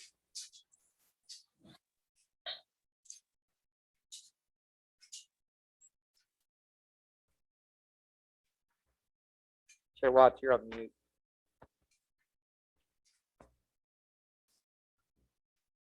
Chair, you're on mute. Yeah, y'all are telling me I'm on mute and I can't hear it. Isn't that wonderful? Yeah, that's okay. So we'll go on to agenda item number 5, which is review and consider approval of the City of Denton's requested reallocation of Project Transportation Reinvestment Program amounts. Good afternoon, Board. No, this is an administrative item due to the June approval motion being approved as presented. So reallocations within the Denton Awards require a board action. Can I go to the next slide, please? As you can see, they wanted to reduce the Med Park sidewalk construction due to the design phase being complete by approximately $66,000, reallocate that excess money towards the elementary Wilson and Pelican Creek, as well as the Bell sidewalk. So it results in the balanced redistribution of the June grant award with no net change. This is an action item. Staff recommends approval. I'm available to address any questions the board may have. Any questions for Tim on this? To make sure it was clear that none of the notes or changes in the far right column violate any of our policies, correct? In other words, it's still consistent with the trip policy as proposed. That's correct. Thank you. Any other questions? Well, I'll make a motion to approve this agenda item number 5. Second. All right, we have a motion and a second for agenda item number 5. All in favor, please signify by saying aye. Aye. Aye. All opposed by like sign. Ayes have it unanimously. Motion carries. Agenda item number, oh, yes, thank you. Thank you. Thank you, Tim, appreciate it. Agenda item number 6, review and discuss project management office PMO activities related to task order number 2 with Accenture. Good morning. Thank you, Chair. Can we go to the next slide, please? And the next, please, Rose. Thank you very much. This was included in your board packet. I'll be brief here. As discussed at the last board meeting, the bulk of our activities over the last 8 weeks were focused on supporting the successful launch of the GoZone service. That included support activities for team members in a number of different departments. And you've seen some of the results of that in the previous item. We have additionally, since launch, pivoted back to items on the transformation roadmap, including Mayor Watts, to your question earlier, working with Marissa, Amber, and Javier and the team to restart the ERP sourcing work stream and initiative, as well as beginning deliberate work on some of the data visualization, data reliance, data strategy work streams as well. So unless there are questions on this slide, I propose to go to the next, which deals with the dashboard. Is that fair enough? Yes. Okay, thank you. So you've seen this has 2 cuts of an earlier prototype. TJ, to your question earlier, we pulled together a prototype focusing on GoZone initially. Our intent is to, given the robustness of the data that's available with GoZone, is to start there, but ultimately, as discussed in May, when the board approved a set of agency performance measures, that ultimately there will be a set of dashboard views that would represent agency operations and performance comprehensively, not just for GoZone, but starting with GoZone, given the robustness of the data that's available. We created 3 dashboards as it stands right now. One focused at what could be appropriate for board or public consumption. We have a management executive team mock-up, and then a staff level mock-up, and you can see the executive and the staff examples included here. I want to stress that we're still using the label prototype deliberately. This is still the opportunity to gather feedback from the team, from agency leadership, and from the board regarding the appropriateness of the measures and the visualizations that we've included so far. We've built these in Power BI. We made that decision just based on the fact that there's DCTA is 0365, so we thought that would simplify licensing potentially. It is not the only tool available, but that has been the decision so far. Mayor Gilmore pushing these dashboards to the web is a relatively straightforward exercise, but there's some due diligence activities that needs to go on separate before you would publish, besides scrutinizing the dashboard and the appropriateness of the measures and determining whether that's optimal for what you'd like to see, if that makes sense. Okay. Yep. Makes total sense, and I'm very comfortable with Power BI. I know it pretty well. It's a pretty intuitive tool to use. The learning curve is relatively short compared to some other tools. Yeah. Next slide, please. Actually, I think that was the end. I'll just touch on the ERP sourcing initiative briefly, just where we are with that. So we've the first step in the process is to set out the sourcing strategy for an ERP alternative. And we've had a number of discussions both earlier this year and then this week with Marissa, or last week, excuse me, with Marissa and Amber. Those discussions will continue. We are simultaneously initiating a scan of the market so that ultimately we'll be able to develop a set of shortlist recommendations that we could present to staff that would capture any differentiating requirements and opportunities to improve internal process and efficiencies, as well as meet the financial needs and the forward-looking needs of DCTA. And Marissa, anything you'd like to add to that?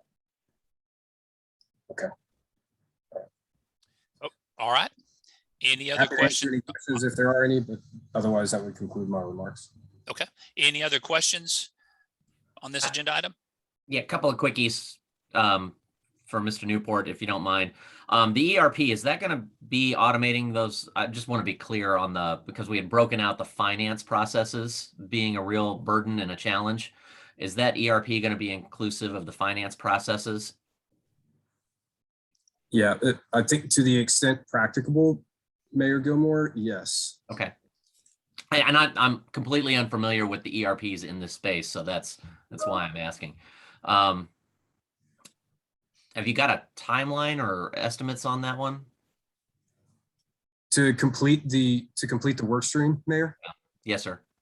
We had a working timeline of 12 weeks going from when we initiate the process to concluding and presenting. That includes business case as well as the short list of potential providers. Okay. That would be a fit, a technical and a business fit for the agency. Okay. Super. Two other projects that I was kind of curious that were just lightly touched here. Where are we on GoZone and GoPass integration? And how's that working now? Yeah, so we had initial discussions with DART regarding functional and technical integration between GoZone and GoPass. There's a integration underway with Trinity Metro and GoPass that would provide learnings and inputs for DCTA's discussion with DART. What we jointly decided with DART was that the technical integration discussion would be put on hold pending the outcome of number one, GoZone launch, and number two, finalization or completion of Trinity Metro's technical integration with GoPass, and focused instead on the how regional affairs functionally would be integrated with the launch of the GoZone service. So the timing on the completion of the Trinity Metro technical integration with GoPass should be complete. Somebody keep me honest here, but I believe it was October, November was the planned completion timeline for Trinity Metro and GoPass.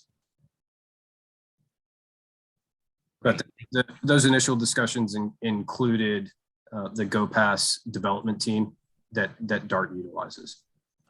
Okay, great. And yeah, that workflow makes total sense because there's a lot of lessons learned that we can probably piggyback off of. All right. Well, you're good. I'm good. Yep. I don't need to say anything else. Okay, fantastic. All right, seeing no other questions. Thank you, Chris. Appreciate that. We'll move on to our next agenda item, which is agenda item 7, provide a report on the interlocal agreement and facilities lease agreement between the Denton County Transportation Authority and Dallas Area Rapid Transit. Thank you, Chairman. We're making good progress. We're about 30 days behind schedule due to some folks having to deal with COVID. We had to bring our appraiser on board. That takes time to schedule, but they're making very good progress. I'm expecting to have a solid draft of the lease and the financials, which DART is waiting on, as to what we would charge them for the lease in the next 7 business days or so. That's I've double checked, and it sounds like that we're on track to see that happen. I have communicated that to DART. I don't anticipate that the 30-day delay is going to impact their receipt or commissioning testing schedule at all. And we do still have time for the second phase to negotiate that once we have the lease agreement. The appraisal is very important. It's taking a look at our full rail line, the crossings, signal systems, infrastructure, land, and buildings. So it's a bit complicated, but Marissa and her team and our staff and myself have been engaged with the appraiser. So I think he's pretty close. That will inform not only the short-term lease, but we'll be able to use that information as we sit down with DART to discuss a long-term agreement. So that's where we are with this. And my hope is to have the lease and the lease price in the next 7 to 10 business days. We'll be circulating that to internal as well as to DART once we finalize that to our liking. That's the update. I'm happy to answer any questions at this time. Okay, any questions? Mayor, or I'm sorry, Chair Watts. Yes, go ahead. I just want to make sure that DART knows that we really we want to be a good partner. And I'm a little, I worry a bit since this, we're going into month 11 on an ILA here. So it's I really, hopefully we can see a draft agreement here within the next couple of weeks as the board. Because I want to make sure that we're comfortable with it and DART's comfortable with it by the October meeting so we can make a good decision. But I just want to reiterate, I think this is a win-win for both agencies. And I'm hopeful that we get this put to bed, sooner than later. All right, thank you. Raymond, have we received anything from, I know that, our sort of deliverable was the phase 1 lease agreement, and theirs was to send a draft for the phase 2/I, whatever this is called, the ILA. Have we seen anything from them in regards to that? Not yet. I mean, DART's been in conversations, their staff with their board. They're working on the ILA. Okay. They're waiting on our lease to include that in the ILA. Sure, I understand that. There's been some modifications from their request to us, asking for some additional things to be included.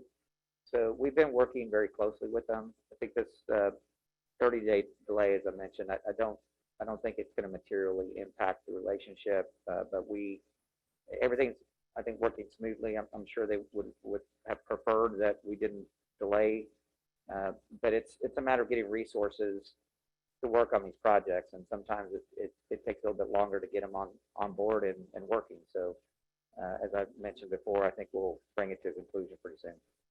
Okay, all right, thank you. Any other questions on this agenda item? And there's no action required on this agenda item, so we will move on to agenda item number 8, which is discuss local and regional transportation updates and legislative issues. I don't have any updates in that regard. Anybody have some updates? Yes, Mr. Chair. Just wanted to report on our RTC meeting. Talked a lot about population growth and estimates. DFW continues to stay in the top 10 cities for growth. We're currently looking at 158,540 per year. Michael was talking about in 2008, we did see a dip during the recession, but then there's been a steady increase. So 2045 demographics forecast generally 3 to 5 years. So we're looking at 11.5 million in the year 2045 and 12 million in the year 2050.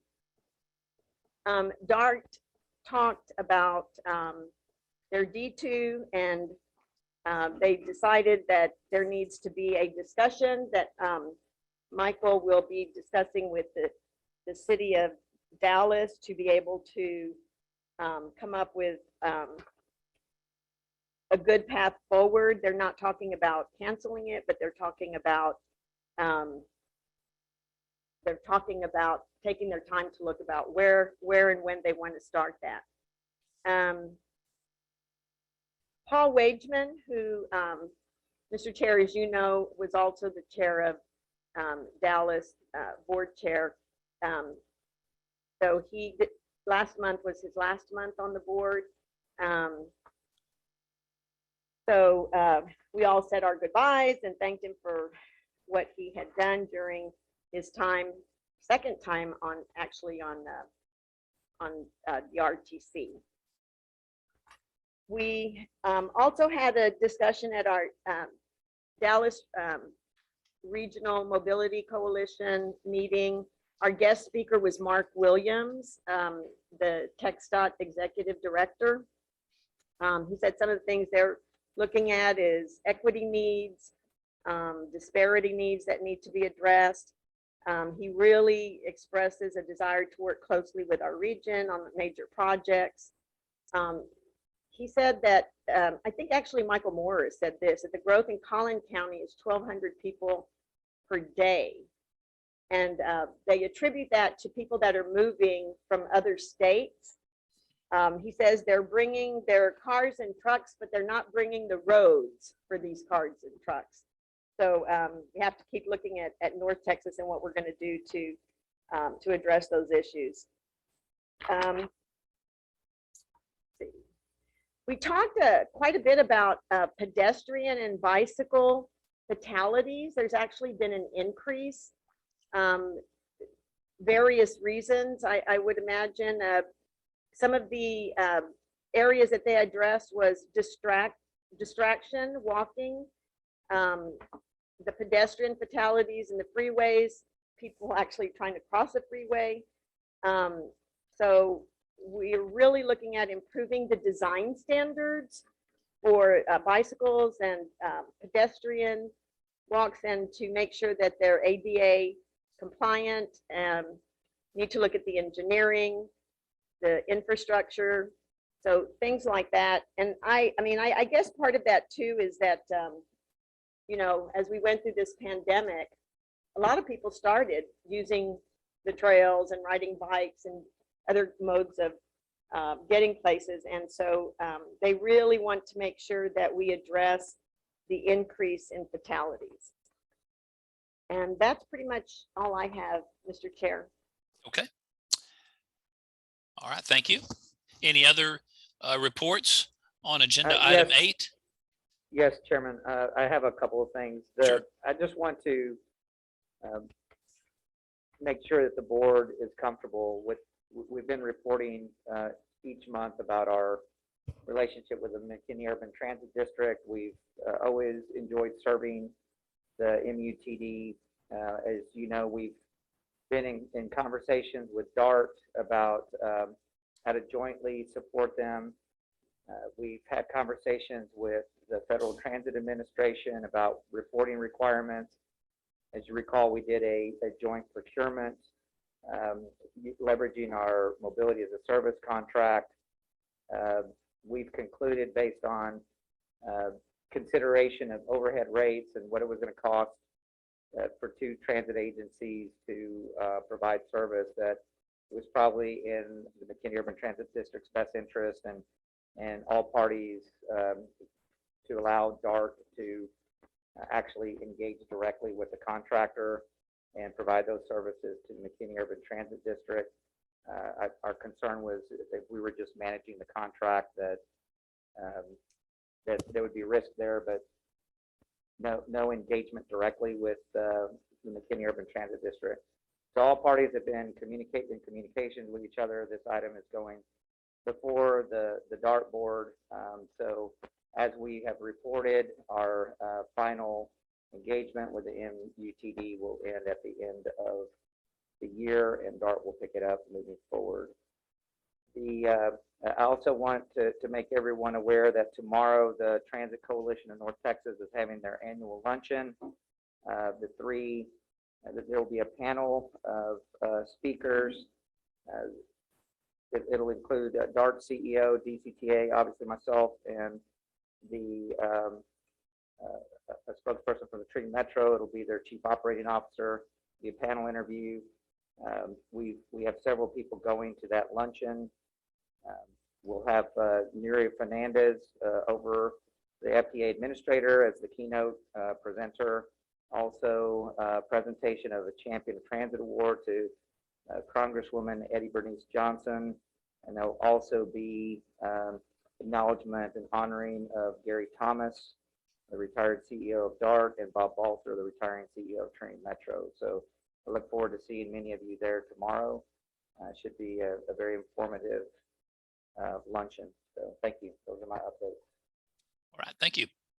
Any other comments, reports?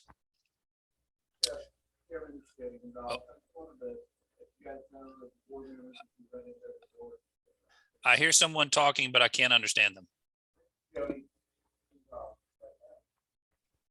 Okay. All right.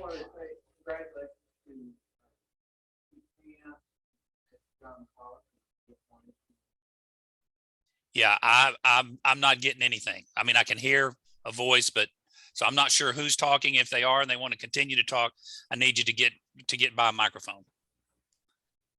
How about now, Please. Mr. Chairman? That's it. Yes. Okay, I'll hold it right here in front of me.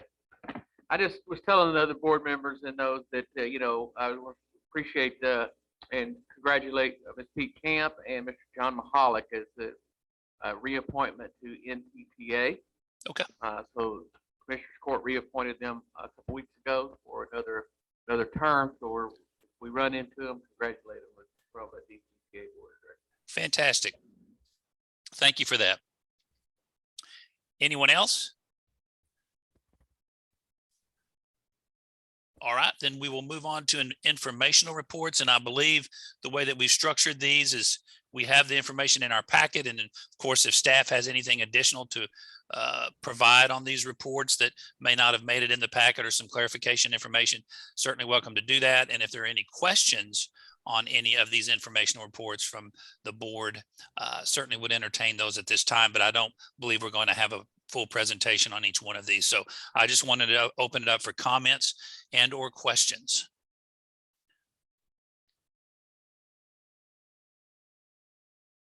Any comments or questions on the informational reports? If not, we will then move on to our next agenda item, which is future agenda items and board member requests. Do we have any future agenda items and or board member requests other than what have been specified already here today? Chairman Watts, with regard to future agenda items, I want to bring to the board's attention and to have a bit of discussion, if we can, regarding the remainder of the board meetings as they're scheduled on the calendar. The reason I'm bringing up this item under this particular line item is that in order to provide the board with time to evaluate the bus service and the VIA service, the next few months are going to be very critical as we review and evaluate that data. Currently, the October board meeting is scheduled for the 28th. What's been calendared, and that calendar was produced earlier in the year, it had the next board meeting scheduled for the November 11th date. It was scheduled early. Typically, we do that to avoid holiday travel and the like. New board appointments to DCTA board, I believe, are on the 12th. And I want to make sure that there's enough time between the October board meeting when you're looking at that data. It's only going to be a handful of days between the 11th and the 28th.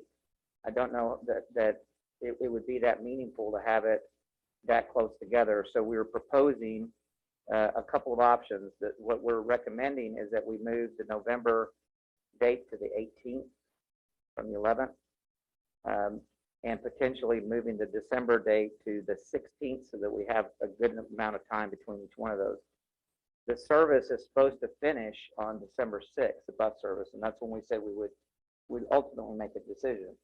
So the options are that we look at the November 18th date and we look at all the data up to that point, or we try to take the 18th and the 16th and we put them together on a date early December, and we evaluate all the data and make a decision on that first week of December.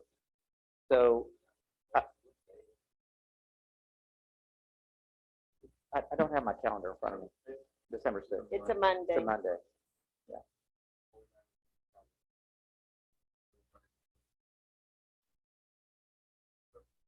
The week before. So that November 18th date becomes really important, I think, to have enough data to make decisions around, unless we hold a special meeting. So we're trying to avoid that by figuring out what the dates are. Comments? I'm commenting, but you can't hear. I mean, I would like to make a decision before the bus service stops. And like to have the maximum amount of data, you know, when we make that decision. So if we had a meeting the week before, the 6th is a Monday, we had a meeting the week before then on a Thursday, that seems to me to make more sense than having a meeting on the 18th of November. which would be, I believe, December 2nd. So can we look at a December 2nd date? Sure, and I'm going to say this, and it's going to sound, I think, I don't really have any heartburn on either date, but I think if there are new board appointees that are coming onto the DCTA board, my only observation is that unless whoever they are have been keeping up over the last year or so with what we're doing and the data, it puts people in a pretty tough situation of coming in and making a really big decision based upon data that is provided without necessarily having gone through the whole process. That doesn't mean it can't happen. Doesn't mean people can't catch up. I just want to point that out, because if we have a meeting on the 12th, or I mean, whether I'm on the board or not, I don't really have any heartburn on that. I just want to make sure that when the decision is made, that the decision is made based upon, the work that we've done, the data that we've done, and if the data shows whatever it shows, then the board can make their decision accordingly. So that's my only observation in that regard. What's the cost? Can you remind me of the cost per month, Raymond? Because we've got it going. I am. Okay. Because if we're talking about when we're going to schedule meetings, and we're talking about people having been on the board 2 weeks deciding, talking about like, I have a number in my head, but I want to make sure that it's not a number that I was thinking had to do with DS. So I just don't. thinking about proposing and put on the agenda for the next meeting, whether or not we want to extend the bus service ahead of that. Because at that point, it probably would be incumbent on, we need to get some feedback from Denton, Louisville, Highland Village, and the county on who, are people staying, are people going? So that if those people need some onboarding, they can get it. Let me ask Marissa or Amanda if they know what that monthly fee would be for Connect, to extend the Connect for another month, what you're asking. Yeah, I'm asking what the cost of that is, so that we can, because that's such a huge decision. If you got new board members and they're 2 weeks in, and then it's like, welcome. That seems to be the timing there would be difficult. So the current option, I think, is one option is November 18th. That's December 2nd. Oh, Richard said 18th. Oh, I'm sorry. I said December 18th. December. I'm sorry. No, November 18th, Right. December 16th And December 6th. Okay. would be when we could have board meetings. The problem with the 16th is we would need to make a decision before that about the bus service. So if we want to have as much data as possible, because we did say we would run it for 90 days, we would look at the data after the 90 days and make a decision. To stay clear of the 90 days and still have time to make that decision would be the 16th. So we would have to extend the service for another week or two. Or we use the data up to a particular cutoff before December 2nd, and we use that 2 months of data to make the decision.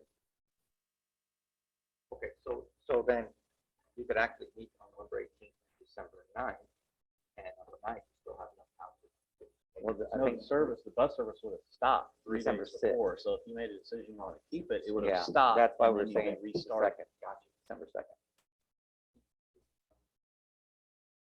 Regarding cost, if I am remembering the intent of my notes from the July meeting, I had a budget of $270,000 for Denton and Louisville Connect.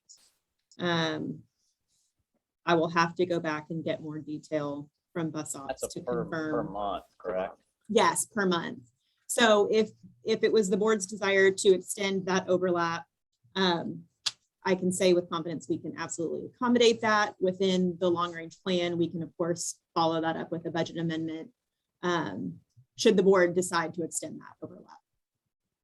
I guess I would ask them that we schedule the November meeting, the December meeting, combine them for December 2nd, and that we put on the agenda not only, it would probably be posted on the agenda anyway as an alternative, but an ability for the board at that meeting to extend the bus service for up to 2 more months if they needed, if they felt like they needed additional time to make that decision. I think that might be pretty mature. We can decide that. I think it was brought out.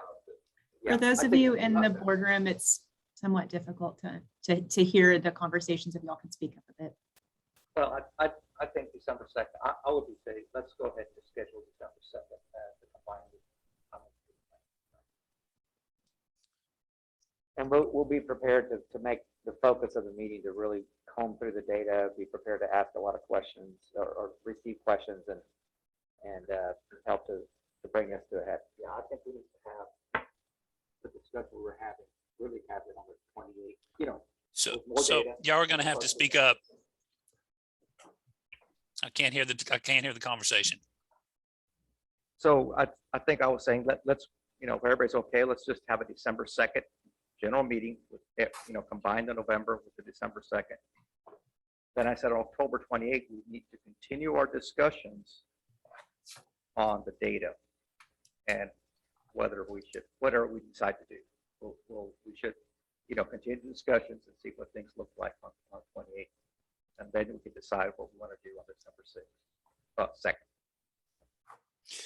Okay, because this really isn't quote unquote an action item, but it sounds like that is there a consensus to what the vice chair has sort of expressed with the December 2nd meeting for combining the November and December? And then of course we've got some time if we need to tweak that, we can do that. But is that as far as just a general plan moving forward? Is there a consensus or I guess, are there any objections to that? I think we have a consensus. Okay. All right. Okay. Any other questions on that agenda item? Future agenda items or board member requests? Seeing none, I believe that concludes, we've done the executive session already. I believe that concludes our agenda, which therefore concludes our meeting. So, Chair, oh, we yes. have we do have a video to show. Oh, okay. If Raymond still wants to do that. Yeah, I think it's important that we do. I will not. This was under there was an item that we didn't cover, which was report on items of community interest. It's a short video. Oh, well, we can cover that. Yeah, we'll move on to that one. So yes, yep. I missed it, sorry. So Rose, we'll start the video. And this is from Denton ISD and the Texas Association of School Boards. Denton ISD is one of our great partners.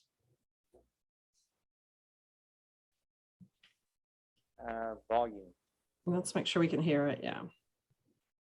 Rose, you may have to start it over, and we're trying to figure out what's going on with the volume.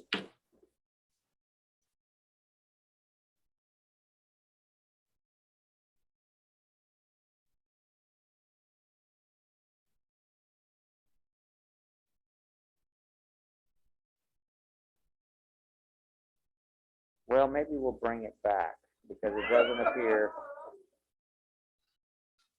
I promise I didn't sabotage that. Okay, third time's a charm. We're having technical. You have technical difficulties? Okay, all right. Okay. All right, well, we will bring that back then on the next board meeting under report on items of community interest. So are there any other reports or items of community interest? Well, let me just say that I really do appreciate, and that's not really even strong enough of a word, everybody's hard work on getting the Go Zone launched. And I think as we've heard today with the updates on the data, with one of the days being a maximum of 900 trips, that people are using it, people are trying it out. I see the vans all over town. So and we've had some things that we've had to work out. There's been some kinks that we've had to try to straighten out, and we'll have those along the way, but I'm confident that the people we have in place will be on top of them and will find the right solution to do what we ultimately all want to have happen. And that is to improve the opportunities for our citizens to have public transportation in an efficient way that really benefits their life. So thank everybody, because I know it's been a lot of hard work. I know everybody's put in a lot of hours and probably fielded a lot of calls and read a lot of emails that some may be positive and some may not be so positive. So thank you again for your commitment to that, because I think it's gone off fairly well given the size and scope of it. So thank you, Raymond. Thank you, staff, Via and Accenture, just everybody involved for their hard work in this.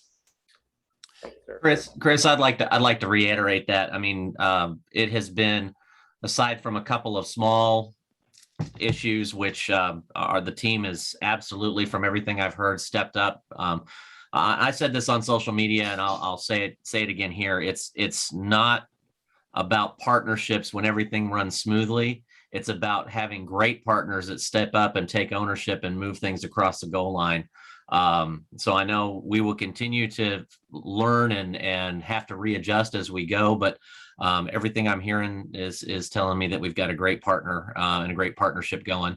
My residents that have been using the service have had great feedback.